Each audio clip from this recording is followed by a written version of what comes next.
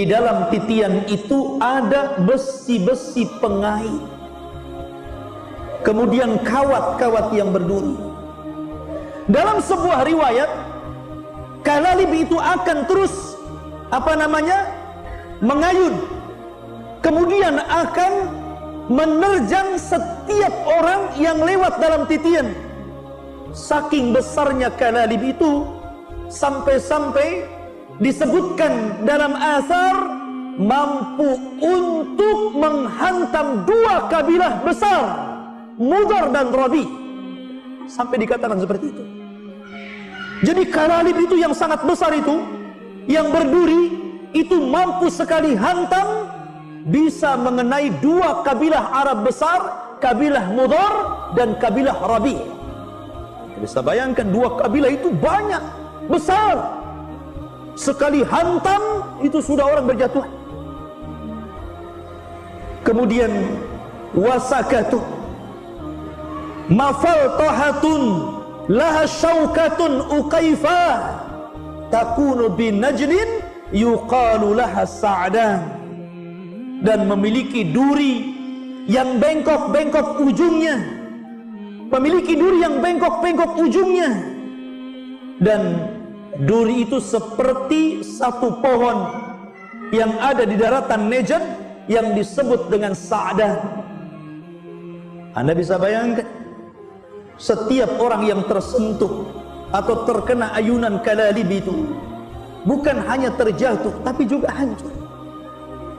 Kalau seandainya orang itu jatuh dari titian Siratal Mustaqim, itu tidak langsung ke jahanam, tapi antum akan melayang-layang di dalam antara Siratal Mustaqim dengan jahanam itu 70 tahun baru sampai di dasar jahanam, kata Rasulullah. 70 tahun. Sampai-sampai Nabi SAW mengumpamakan seperti batu yang besarnya sebesar unta, kemudian dilempar dari titian, dan itu sampai ke dasar jahanam selama 70 tahun baru sampai. Bagaimana kita? Batu tentu lebih berat. Nabi mempermasalahkan seperti itu. Ma'asyiral muslimin yang dimuliakan Allah Subhanahu wa ta'ala, bahkan dalam riwayat yang lain, fatatala'abu bihim fayatasaqatuna finnar. Bahkan jembatan itu tidak diam. Jembatan itu bukan diam. Kalau antum lewat jembatan pakai motor dan jembatan diam, enak tuh. Jembatan ini tatala'ab. Tatala'ab itu digoyang-goyang. Kalau antum lewat jembatan kemudian jembatannya goyang-goyang, antum jatuh. Jadi jembatan Siratal Mustaqim itu tatala'ab, memain-mainkan orang yang lewat, menggoyang-goyangkan orang yang lewat. Fayatasaqatuna finnar. Ketika itu orang banyak berjatuhan. Kemana? Ke dalam jahanam. Subhanallah, ikhwatu fiddin yang dimuliakan Allah Subhanahu wa ta'ala. Maka di sini ikhwatu fiddin yang dimuliakan Allah Subhanahu wa ta'ala, ada beberapa riwayat bagaimana orang-orang yang melewati Siratal Mustaqim ini. Bagaimana kondisi mereka? Siapakah orang-orang yang selamat? Siapakah orang-orang yang susah melewati tapi ujung-ujungnya selamat? Dan siapa juga yang kemudian tidak selamat dan masuk ke dalam jahanam? Maka disebutkan ikhwatu fiddin yang dimuliakan Allah Subhanahu wa ta'ala tentang kondisi orang-orang yang melewati titian Siratal Mustaqim. Disebutkan dalam sebuah riwayat, Nabi SAW mengatakan, wali jahannama jisrun, dan jahannam itu memiliki titian di atas, adzaqu minasy-sya'r, lebih lembut daripada rambut, wa ahaddu minas sayfi, lebih tajam dibandingkan pedang, alaihil kalalib wa hasakatun, di mana padanya ada besi-besi pengait dan duri-duri yang bengkok. Ya'khuduna man sya'allah, mereka akan mengambil sesuai dengan kehendak Allah. Wan nasu alaih Dan manusia yang melintasi titian Siratal Mustaqim itu katarafi, ada yang seperti kedipan mata, tahu-tahu melesat sudah sampai di ujung. Subhanallah. Tentu mereka para nabi dan rasul. Kemudian kalbarki, seperti kilat melesat. Wa karrihi, seperti angin mursalah, seperti angin yang lewat. Wa ka'ajawidil khayli, dan seperti orang yang menunggang kuda yang baik, dia tunggang dengan sekencang-kencangnya. Kemudian warukab, dan orang yang mengendarai kendaraan tetapi lambat.